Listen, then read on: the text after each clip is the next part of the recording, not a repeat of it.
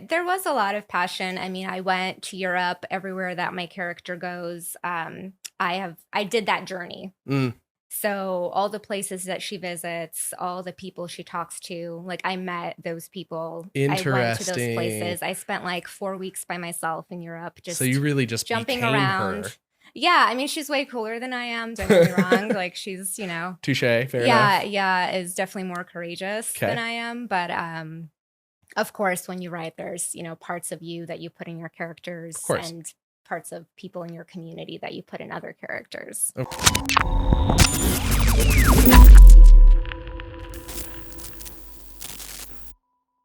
Ziza Connection, welcome back, you guys. Make sure to like and subscribe to the video. It helps the channel out immensely. We have Maria Turchin in the building. We're going to be connecting with her and about her book, Web of Humanity. How are you? I'm good. Thank you so much for having me here Yeah, today. of I'm course. excited. Yeah. You're here from LA for your mom's birthday, right? Yes, yes. I also did my first book club appearance. No way. How was Yeah, that? it was good. It was a little nerve-wracking, but everyone had read the book and they had all these detailed questions for me. So we really kind of dove in Why to what was was it happening. why was it nerve-wracking? I don't know. It just felt like people are there and they're gonna, well, why did you do this? Well, how Mm, did you see this? And you kind of, I mean, it took a really long time for me to write this novel, right. 10 years to be precise. I didn't know that. Okay. Well, it's historical fiction. So it was like a Right. lot of research, a lot of putting it together. And some of the things, it's like, oh man, I did that research like 7 years ago. Can I like Right. pull it back of, what the details are? So it's a Right. little bit of that, I guess. Right. And I'm sure it's a little bit more difficult to answer the more detailed questions than it is to just like give a synopsis, for Sure, example. sure. I mean, it went fine, but Good. I think I just, had the jitters at the Right. beginning. Right. First book too. So Exactly. it's Yes. definitely new experiences all around. Exactly. Exactly. Good. Well, I want to chat about the book first and foremost. Hmm. For the people who haven't read it, haven't heard of it, can you give us the simple breakdown? Sure. So the simple breakdown is it's about a character named Anna Vanu, and she discovers this family secret. She's in Arizona. She discovers this family secret, and it takes her on this journey to Europe to try to unravel the mystery. And as she's doing that, it takes her back to the final days of World War II Berlin and the events that were happening there at the time. And as she's sort of unraveling this mystery, she gets caught up in a neo-Nazi conspiracy that's happening in Berlin during current times. Okay. So then she kind of has to rely on her wit and her perseverance to sort of get out of that situation, and go back safely to the U.S. So a bit of action adventure Yes, mixed in there with historical fiction. with So it's a little bit historical of fiction. everything. Right. Yeah. Right. I actually went on, so I have the book on Kindle. I started Nice. reading it, and I think I'm about 4.5 chapters in. Nice.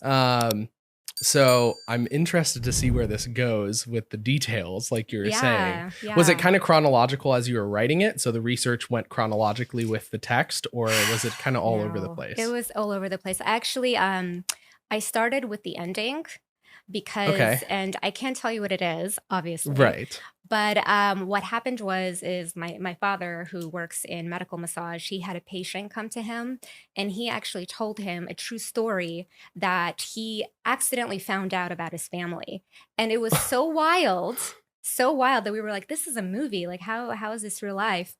Having to do with World War II, that it made me think like, wow, like this would be an amazing ending for a book. Right. So I started with the end and then sort of went backwards. And as I was doing the research, I was, reading memoirs from that time of folks, and doing a lot of reading on just like historical events.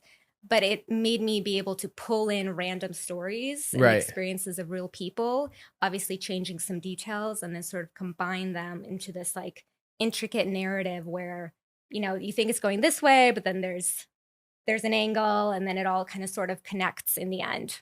And that's the thing about historical fiction. You get a certain sense of creative liberty that you can take with what you're writing rather than writing like a direct biography, for example, of the event. Yeah, that's true. I mean, I everything I wrote is true, so it's all like very fact based. Right. I would just put fictional characters within those situations. Got and you, then they would got you, have got to you. respond. Kind of a way to just retell the story. Exactly. Okay. Yeah. Cool.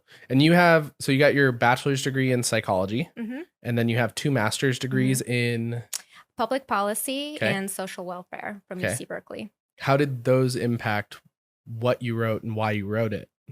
Well, a lot of my work is on human rights. Okay. And mostly it's been focused on violence against women and children, Okay. specifically human trafficking. So Okay. this is not this. Right. However, there's a lot of course, intersection with violence and the experiences of folks and generational trauma and how Right. it gets passed down. And being from Eastern Europe myself, you grow up with like knowing so much about World War II because a third of the country was, devastated, like the Soviet Union I'm referring to, Right. lost its population. It's every family lost someone, right? So you're growing up understanding this and really feeling it like in your soul. Right. It's almost a part of your story. Yes. Even though I have really no relation to it as just myself, right? So when I was writing the book or when I was thinking about what to write, I really wanted to not just write an adventure or something fun, but I wanted to make people think and have them after reading the book really walk away with something. And the couple themes that I have that are seen within the book, and one is why we go to war in general. Like, why do wars keep happening? After World War II, everyone was like, "This is it. No more war. We're gonna be good." It's supposed to be like this utopian. Oh, totally. Right. Like everything's gonna be fine. Of course. Not how it happened. Right. Not how it happened. World conflict, still a thing. Regularly, yes. Right? Yeah, exactly. Just turn on the news. So the question is like, why? Mm-hmm. And it made me feel, pulling from my psychology background, it was like, well, what is it within us psychologically, that innate drive where we're driven by some sort of need for violence, and then how those in power exploit that for their own reasons, like for more power, for more resources, whatever it is. So I kind of wanted it to be a wake-up call to show folks like through this adventure, like how that gets used against us as people. Because if you look at war, it's not the politicians who suffer, or the religious leaders. It's really you and I. Right. And folks who are not even soldiers or military personnel, but they're just hanging out, living their life. And then all of a sudden an army comes and, everyone gets raped. Like, cool. Right. So how can we bring that to our conscious and not, and kind of just, I don't think violence will cease, but kind of raise it in our awareness so we're able to maybe push back the next time that we're hearing propaganda of why we should go against this certain group of people. Like, what's really behind that? Right. So that's one big theme. Another big theme is just the generational trauma of when folks do experience violence, how that gets passed down from generation to generation. And if you look at war-torn countries, it takes years and years and years to rebuild. Generations almost sometimes. Exactly. Right. And, like I was saying with, myself, like I feel that, right? World War II, but I have no relation, no direct experience of it. And finally, the last sort of theme is what your lineage is. Okay. And that'll be a question for you in a second. Okay. But I feel in the United States, unless you're indigenous to this land, if you look far back enough, you will find an immigration story there. Right. But currently, folks are so quick to look at people experiencing migration or migration right now as the other. Like, I'm American and you're not. Right. So I'm hoping that by folks rediscovering the stories of their own lineage and the hardship that your ancestors went through, it'll give them more empathy for folks who are experiencing that hardship today. Because people, again, continue to immigrate for the same reasons. There's poverty, there's no opportunity. I don't feel safe. I want a better life. Right. So that was going to be my question for you. Okay. If you could just as far as a little bit of, what do you have a sense of your lineage and so that's what that means for you? Yeah. I guess obviously I'm Persian. Mm-hmm. So in many ways we can relate as far as I guess what our lineage has gone through in the past, right? Political tyranny in multiple different facets throughout history, number of wars over the course of history, and a much longer history than what we find in the United States, for example, much, much deeper, much longer. So I guess I definitely feel all of that And having been back to Iran multiple times throughout my life, I have a direct connection to what it's like to be there, to live there, to be a part of my family that still is there. Right. But there is still this sense of, I'm born in America. Mm-hmm. I am socialized in America, which is the big thing for me, is like a lot of what makes us who we are, in my opinion, is much more how we're socialized than anything. Totally. So I guess I still more so feel like I am American. And it's interesting because when you look at Eastern Europe, when you look at the Middle East, for example, there are a lot of fundamental ideas that are very different from Western cultural ideals. Mm-hmm. So that's something that I've had to like parse throughout my life and kind of figure out and think about, like, what is right, what is wrong. Yeah. But yeah, it definitely has a huge impact on, I guess, who you are and how you develop as a person, for sure. Yeah, and it sounds like you have a sense of the sort of conflict that, your ancestors went through. Agreed, yeah. I'm sure you feel that on some level. So, I mean, that's really the goal here. It's, no matter where you're socialized, it's just like, can we have more empathy towards each other? Because at the end, no matter where you come from, like, people are the same. Like, Right. We all want to be safe. We all want happiness. We all, fulfillment, the simple, basic things of life. Right. People are people. Right. So it's kind of raising that, and maybe that's too hopeful. I don't know. I mean, it's necessary though. In many cases, it's grounding is what I'll say. It's definitely grounding, because that is something I think in such a fast moving world that we live in right now, it's easy to lose sight of. Yeah. I think it's also really easy to get divided and, feel threatened, and maybe there's economic hardship, or, right now with what happened with COVID, like, folks were experiencing a lot of stress. It was really difficult for most people. So it also, once you're on that edge and your stress is so high, like, it's really easy to put the blame somewhere else, right? Mm-hmm. And again, experience that sort of othering. Like, we always want to be able, there needs to be a scapegoat, almost like in human psychology. Right. So I think that'll continue to exist, of course, but I think raising it to our conscious. So when we are experiencing those feelings, it's like, oh, well, is there truth to that? Or am I just fabricating something hating right now? Right. I get that. That makes sense. Yeah. That makes sense. So what would you say is the most profound conclusion that you came to in your personal life through the experience of writing this? Because 10 years is a long time.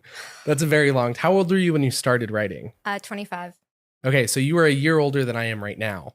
So putting myself in your shoes, and it's funny you say that, because I do want to start writing a book. I've been trying to figure out. Yeah, I actually have been thinking about that quite a bit lately, trying to figure out like what I want to write about specifically. Mm-hmm. But putting myself in your shoes and thinking that it'll take me 10 years to write my first book is that's like a daunting task. I don't recommend it. Yeah. Now that you've done it, just stop while you're ahead.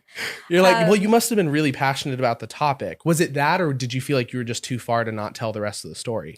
Yeah, it kind of got to a point where I felt like if I didn't complete it, that I would just regret it and be, ashamed of myself and feel like a failure. Right. But there was a lot of passion. I mean, I went to Europe, everywhere that my character goes. I did that journey.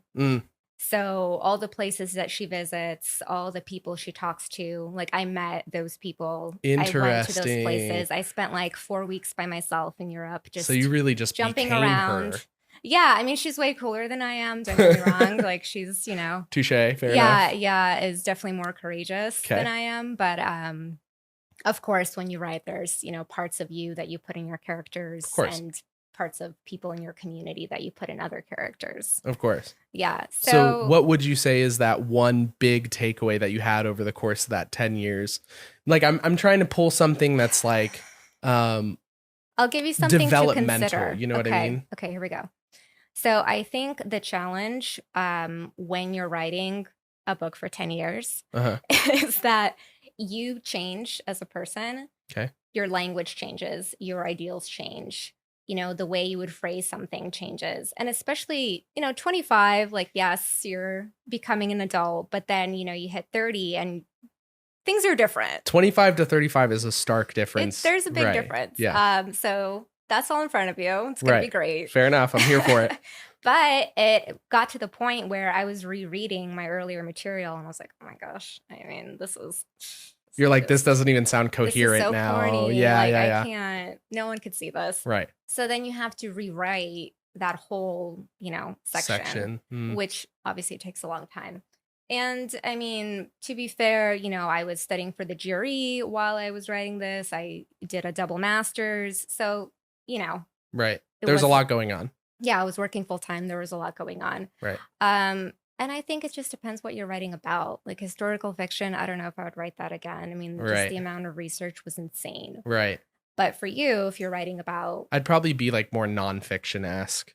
A lot of the books that are around the room, for example, you can't see some of them. Most of this stuff I've read, and that's more my speed. So this was definitely different for me to start reading because I'm not normally picking up fiction. Yeah. Or fiction of any kind. I get that this is historical fiction, so there's more of that truth value, that honest value to it. It's a lot of facts in there. Right, exactly. Exactly. And I think that's what's keeping me reading, quite honestly. Because again, I do read mostly nonfiction. Yeah. I mean, that was my other goal was I really enjoy learning things as I'm reading, right? Like, oh, I didn't know that. So, for leisure, I'd rather watch a movie. Right, exactly. So the book is filled with a lot of, in an interesting way, of course. It's not like a textbook or anything, but it woven into the story. There's a lot of historical kind of like, did you know? Right. By the way. Right. And it's also, I was reading some of the reviews on Goodreads. Oh, yeah. And a lot of them were citing just how thought-provoking the book was. Like situationally speaking. Yeah. And I would agree based on what I've read so far. And I'm sure it gets even more so as I read. It does. The best is in the middle. Yet to come. Yes. Yeah. Yes, my favorite part's in the middle. Okay. So you'll have to what chapter? It's Ada's memoirs. Okay. Is the section. Okay. So it's like a book within a book. Okay. Just put me on my toes so that way when I'm reading it, I'm like hyper focused. Yeah, you'll get there and you'll be like, yes. Okay. So where was I going? So we were talking about your plans to write a book. Right. And I think for nonfiction, honestly, I feel like you could do it in a year or 2 years. That's what I'm thinking too. I feel like if you're writing a nonfiction book, it's generally on a topic that you already have interest in and some information on. Yeah. So it should be a lot easier. Yeah. So I have faith in you. I think you could do it. I hope so. And some people don't work with editors, and I recommend that you do. I probably would. Although, my sister, and she could definitely work as an editor. That's true. Might just get a discounted rate through her. I actually probably just should have gone through. No one better. She's meticulous when it comes to editing things, even my text messages. That's brutal. From time to time, it happens. That's amazing. So where are you going after this? What are you doing after this book? What is your plan from here on out? Well, right now I'm marketing. I'm in marketing mode. So kind of like how you were talking about with your podcast. Right. It is going to be featured in a Bruce Willis film, which is pretty cool. No way. It's going to make an appearance. Yep. I'm flying to Alabama tomorrow for the shoot. Okay. I'm not going to be in it, but I'm just going to be there with the book. Yeah. Just take the experience. You might as well. Of course. Yeah. So I'm excited for that. And I mean, my goal right now is to just kind of get it out there and have people reading it. And depending on how it goes, I mean, I have an idea for a second book with the same character, different adventure. Okay.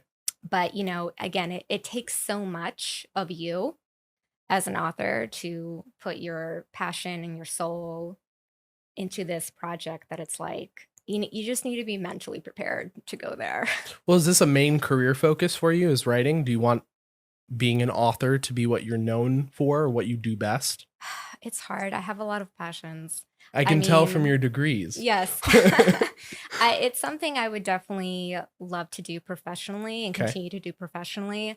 But I'm working in philanthropy right now, and I'm working in human rights issues. So I don't know. It continues to be something that's really important to me, something I'm also really passionate about, that I feel like in a perfect world, I would be able to do both. Right. in some weird way. I Right. don't know. I mean, maybe that'll change, but that's where I'm at right now. Well, I guess the hope would be that as you grow as an author, Mm-hmm. you start to have more support systems around you that make it possible for you to do both. Yeah. And Yeah. hopefully writing a second book wouldn't take as long. No, definitely Now not. that you know the character, you've done all that work, hopefully it takes much less time. Yeah. The second book, this book examines violence, and Okay. the second book is It gonna. says it on there, doesn't it? Yes. Yep, right at the bottom. Mm-hmm. That's what I thought. And the second book is going to examine sexuality. Okay. And it might be tied to human trafficking. Okay. I mean, it ties definitely into what you have interest in, so it makes sense. Yeah. That's good. Thank you. What was your process like for going back to school? So after you got your bachelor's degree, were you planning on going to get your master's one way or another? That was already in the cards for you, or did you have to sit back and think about that one? No, I knew I was going to get something. I didn't know if I was going to do a PhD or a master's or something, but it just feels like, I don't know, to get like a lucrative career and be able to really do what you want to do, have the freedom to do what you want to do, I should say. Right. It's like you need a higher education. I mean, I don't think you necessarily need it, but that's how the system is set up. At least for the path that you're trying to take. Yes, right. yes. And it's, I'm in a more academic path, I would say. Right. Obviously, if you're an entrepreneur or you're running a business, like I don't think you need to, get your MBA. Right. Like I think you could learn those skills on your own. Right. Yeah, so I worked in the nonprofit sector for a while. I was trying to figure out, what path to take. And I was working in direct practice against survivors of human trafficking. And it kind of came to a point where I felt like, okay, I hit a ceiling, like what's next? And that's when I decided to do the two masters. You just went back to school and wrote it out. Was that must have been pretty emotionally taxing, especially at that age, doing that kind of work. Yeah, no, it is. Yeah, I mean, I think it bothers me so much. Like the issue really is just so upsetting, especially that it's like so common here in the US. And right. No one really, well, it's been getting some attention recently, but it's still kind of not an everyday thing that people are aware of. It's something that happens somewhere else. Right. But it's also here with like local kids. Right. Like, that's wild. Right. Right. It shouldn't be happening anywhere, but also in your own backyard. Right. You are a very hopeful person. Yeah. Very hopeful. I can tell it shouldn't be. I agree with you 100%. This is actually a chat I had with a friend not long ago. And I was kind of explaining it was more politically based, but I was explaining my point of view on things. And I was just like, there are desperate people who do desperate things, and a fully sane person won't ever be able to completely comprehend why someone would do something like that. Yeah. At the end of the day, these things happen. You know what I mean? The best that we can do is, for example, doing the work that you do on a day-to-day basis, or were doing when you were working in that position, to bring awareness to the fact that these things happen and try to develop systems around how we can mitigate those risks, I guess is the best way that I can say it. Right. Yeah. And of course, focus on prevention. Right. 100%. Folks aren't in that situation to begin with. Right. That's really would be the ideal. Right. Yeah. Kind of ties back into socializing people properly throughout their lives. Yeah, I would say so. Yeah, definitely not normalizing that Agreed. Sort of behavior. 100%. But highly recommend going to graduate school for anyone out there thinking about it. It's definitely a great time. Planning on it right now. I mean, it's fun. You're, with so many intellectual people your age, and everyone's has all these ideas, and you learn so much, and it's just really kind of gets you going way more than a bachelor's did, or my experience anyway. That's what I'm hoping for. As I'm starting to apply to master's programs and things like that, that's really what I'm hoping for, because I wasn't very engaged with my undergrad. Either.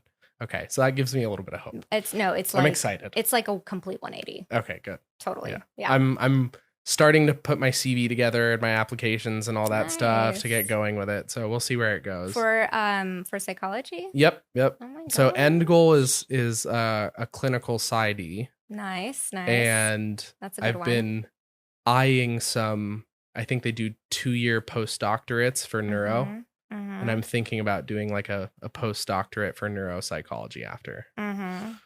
And most Fancy. of it for the reason, like, not even because I necessarily want to be like a practicing psychologist, but mostly just because I'm so interested by the topics Mm. that I feel like I could spend another 4, 5, 6 years learning about it and be, totally fine with it. Yeah, well, I'll have to get when you finish the book, I'll have to get your thoughts A because hundred I put percent. a lot of theory in there, psychodynamic theory from Jung and Freud. Okay. Awesome. Two of So, my favorite people. yeah, I mean, the fathers, right, Right. of Of modern day course. psychology. So I'm Of gonna course. have to get your opinion on what you think. 100%. 100%.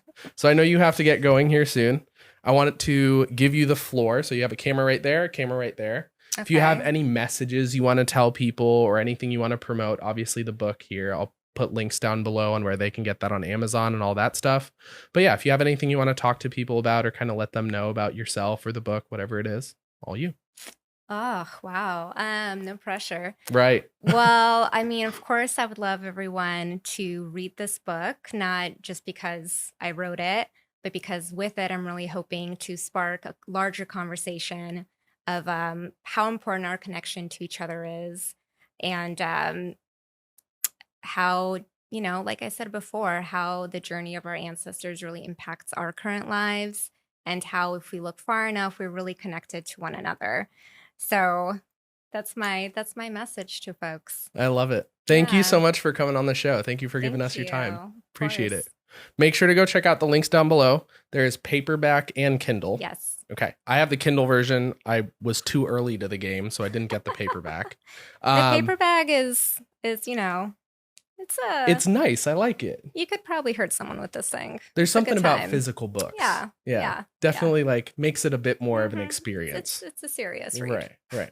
So go ahead, check out the book. All the links will be down below. Again, like the video if you like the video. Leave us a comment. Let us know what you thought about the topic of the book and if you're Mhm. going to go read it. And if you have read it or are planning on reading it, let us know what you think as you're reading it. Subscribe if you haven't already, and we will catch you guys in the next one. Peace out, guys.